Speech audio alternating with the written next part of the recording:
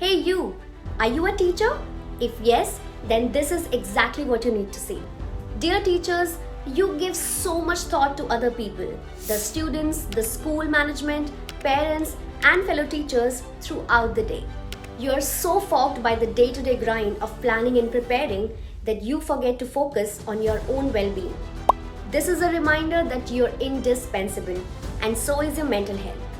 Here are 3 reasons why your mental health is important, not just to you, but to everyone around you. Number 1. A happy teacher exudes positivity, which directly impacts the learning environment, whereas a stressed teacher is likely to have a negative impact on the student's learning environment. Number 2.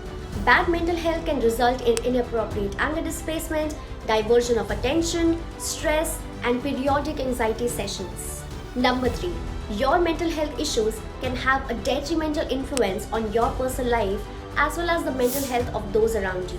So dear teachers, please don't ignore your stress and anxiety levels in lieu of your unconditional love for teaching children. You are important, and so is your mental health.